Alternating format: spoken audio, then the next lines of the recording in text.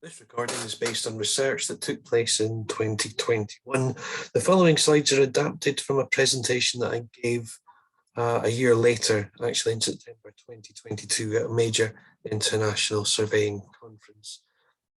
Actually, this recording is a good opportunity for me to talk about my research, and when it was originally delivered, it was the end of several rather busy days of seminar presentations, so it's good to re-record this sitting down and without being so tired. So a quick overview. This was based on a paper which was really an extract from wider research. It was based on this question: is the expropriation regime in Romania a hindrance to the development of new infrastructure or not? And the answer to this was yes, albeit with some reservations. I started with 3 indicator questions to discover where there are risks of unsatisfactory outcomes. And then I wanted to see how surveyors engage with the process. And finally, I figured I could try and find or perhaps recommend some improvements. And that would be how the legal mechanisms can be improved.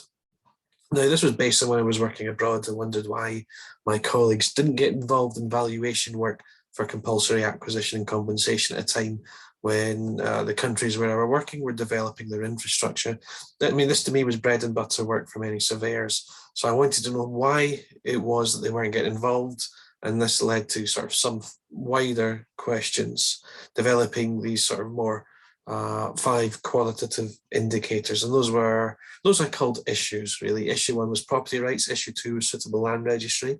Issue 3 was full compensation. Issue 4, resettlement and protection of vulnerable and marginalised groups.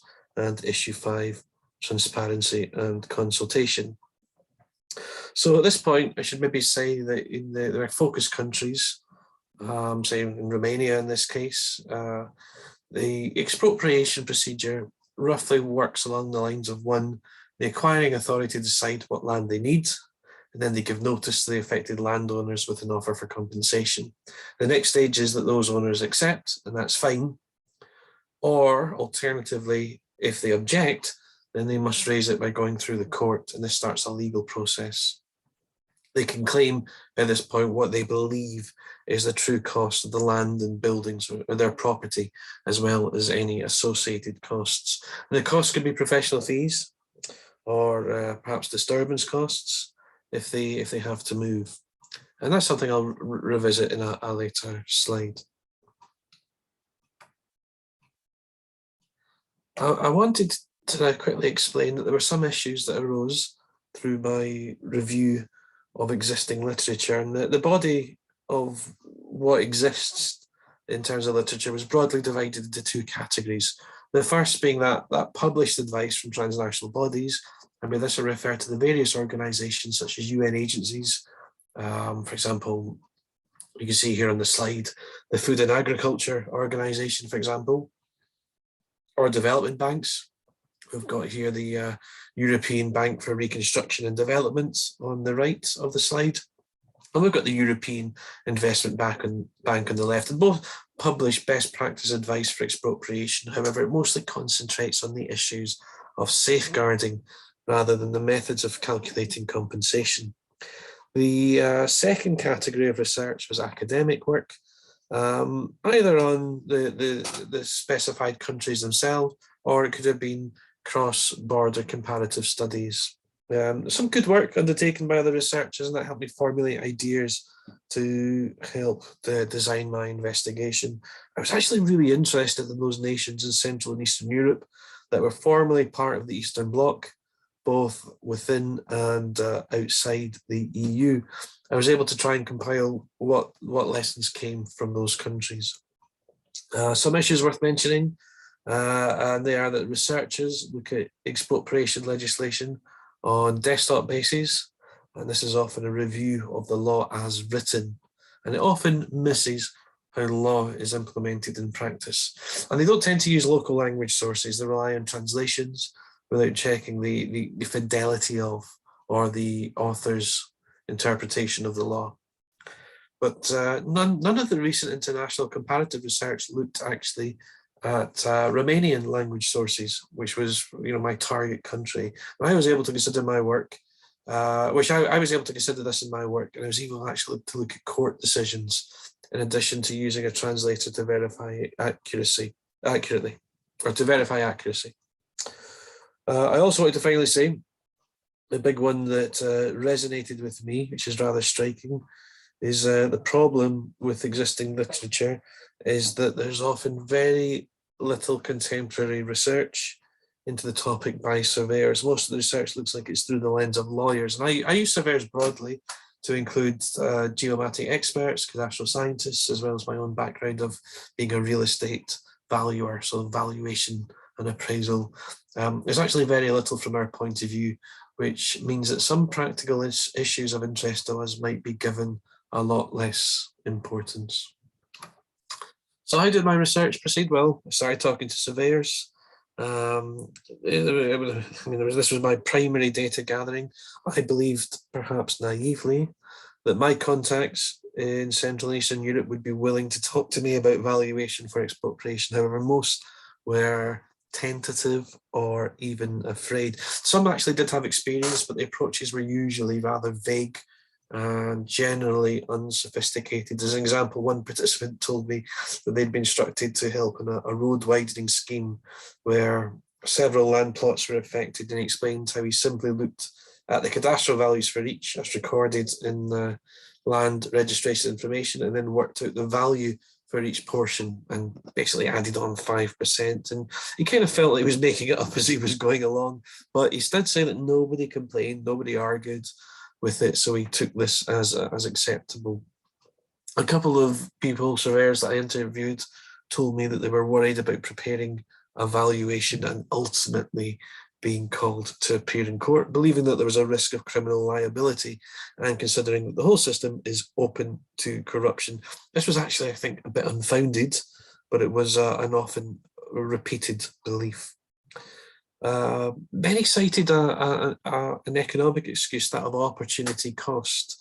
There remained enough money to be earned working on other instructions, commercial mortgage-backed security type work, annual reporting for tax, advising for investment purposes, and the fees associated with defending an interest of a landowner who could be in a different county were often not attractive. It can take a lot of time and expense to travel to some remote areas to inspect, gather information for the valuation, and then perhaps make a repeat visit to appear in court.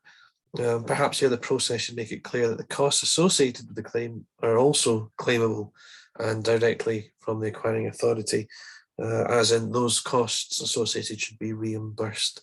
But currently the claimant should include any costs for the claim, which means that they have to estimate ahead of time. And this often means when petitioning the court with this claim. So the test for me to see if full compensation is being awarded in each case is equivalence.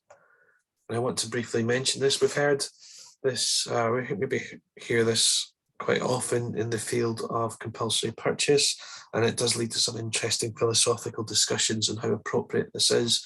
But the principle of equivalence is very well understood in that the affected parties should be no better or worse off after the event. And yeah, for my research, I really consider this as the main test of whether or not compensation is adequate. Now, I said before there was 5 main issues or indicators that were developed from our review of the literature, and full compensation is one of these, and it's a subject for this paper. And that's because this is one maybe is of the most interest to property valuers. And I've got these 5 different points here. The final one, as you can see here, is in bold. I'm going to talk about that in a bit more depth.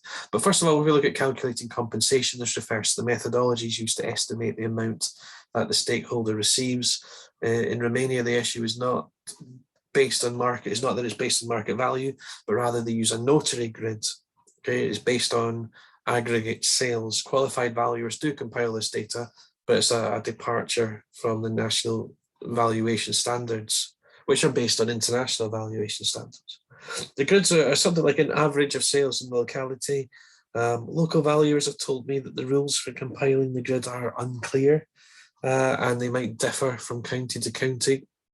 And that to me is an argument for why they shouldn't be the basis for establishing compensation.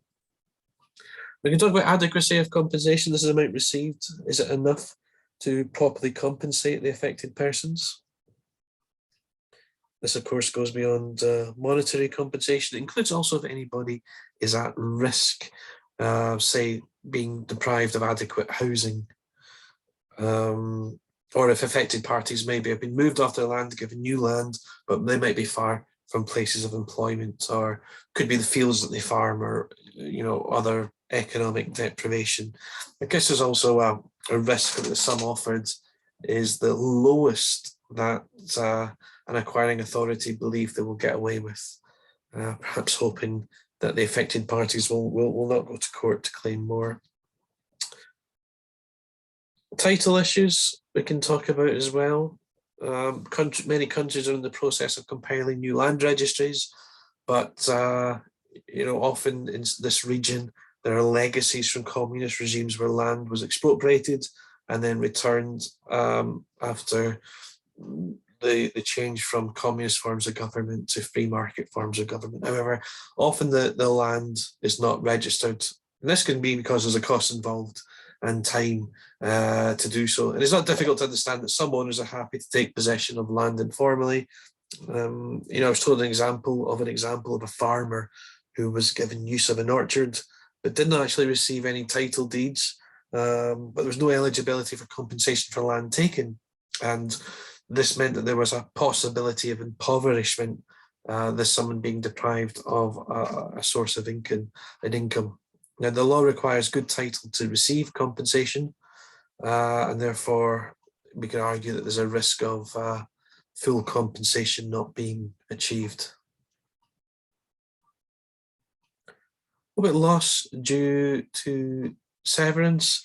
Well, possibly a minor point compared to the others, but it seems to me that often affected parties would be compensated for land taken, but not for any injury caused to remaining land. Remaining land might have lost some development value through being in unusual shape now, it'd be harder to farm or maybe separated from other land that it was held with.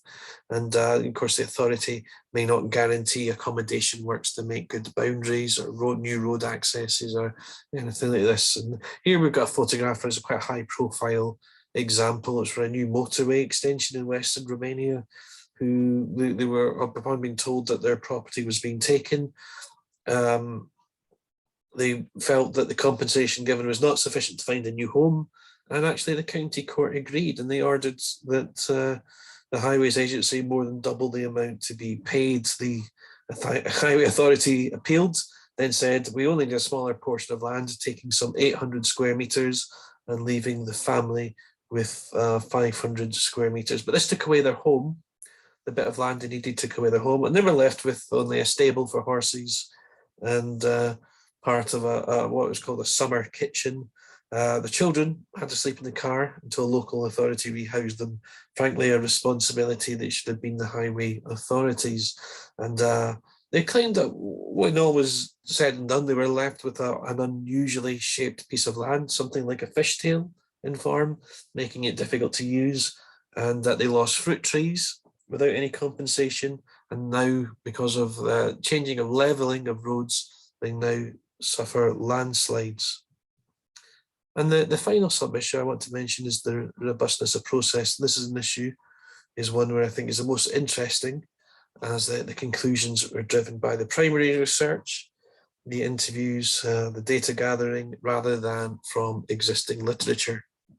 So I'll talk a bit about that in more depth. So what do I mean by robustness of process? By this I mean, how suitable are the mechanisms?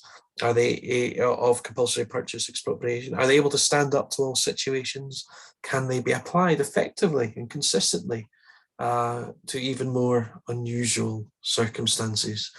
Well, the research shows in many cases no. In fact, there are wide variations in practice.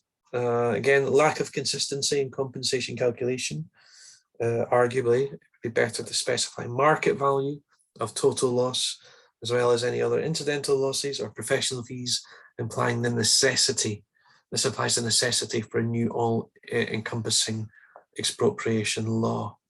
At least two professionals I interviewed, one was a sitting judge, and the other is a civil servant, or formerly was a civil servant in the planning authority of a city who dealt with expropriation. Both recommended that compensation be agreed earlier in the process, and perhaps with an opportunity for affected parties to make complaints or counter-offers prior to court involvement, as the courts actually are busy enough, and the process of suing can be lengthy and uncertain. The affected parties are often unaware of their rights, and the solution suggested would be to engage with the stakeholders early on in the process and send out information brochures, hold meetings in local town halls, community centres, and the like. Actually, if we look at this photograph here, this is something called the Tuturica building in a city called Alba Iulia. Here, the local authority gave notice to some owners that their properties would be expropriated to build a car park. The whole flat block is quite old. It was going to be demolished. It was in a very poor state of repair. And the local authority owned actually some social housing within the building. And those inhabitants, they were actually only given a few days' notice to quit. But it's not quite a compulsory purchase action, but it is certainly a poor example, or an example of failed safeguarding. And some apparently had nowhere to go. Rehousing provision was unavailable, and some actually ended up camping in front of the building for a while. There were about 70 apartments in total, and there were 216 people living in the building. Around 30 apartments were privately owned, and compensation offered to these owners was between €2,300 and €4,000. And a fraction of the €30,000 is the actual minimum cost of an apartment in this city. So yes, they may be compensated the actual value for their property, but if it's not enough to find a new place to live, then arguably it's a failed example of failed safeguarding. And you can imagine the situation where vulnerable people whose only redress is to sue, and finding that's impossible because they now have no legal address and really no means to instruct a lawyer. And I actually noticed there was some update on this since I originally did the research, where the compensation has been increased slightly, but the mayor of the city has said only in August this year that they now expect banks to sue the city hall as some of the properties were mortgaged. And I think a little bit of research by the actioning authority might have uncovered this earlier on in the process.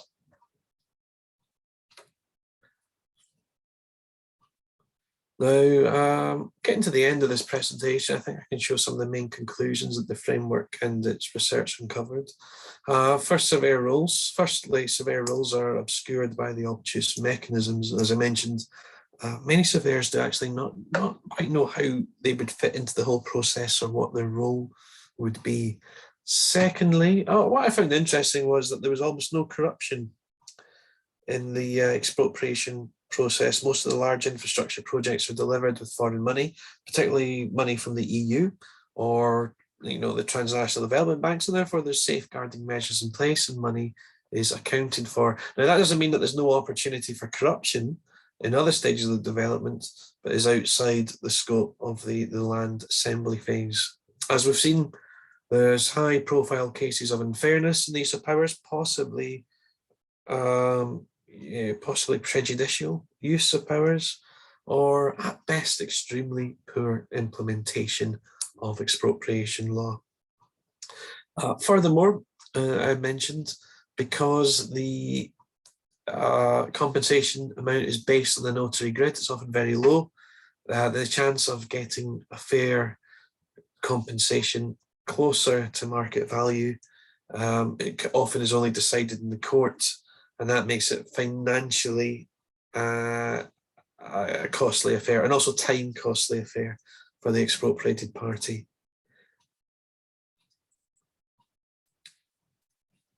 Also, I guess that notary grid could be out of date. It doesn't quite move with the market. And yeah, I mean, as we saw, in general, the law is at practice, as we saw with this town and example in Alba Iulia, it can be practiced rather poorly, with affected persons given very short notice to vacate their homes. You know, and really, what we could do with is some legal reform. So some of the reforms that have taken place in regional countries, Czech Republic, or is it Czechia, as it's also called, Estonia are good examples. Estonia has a very good arbitration process before anything gets to a legal court that can resolve disputes early on in the process. Is a good example.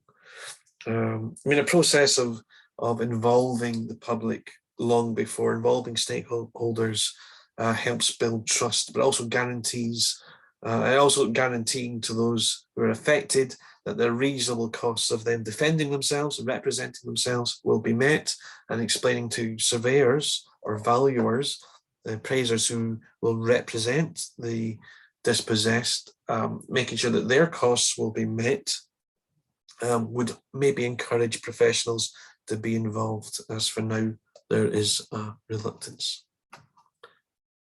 Thank you for listening.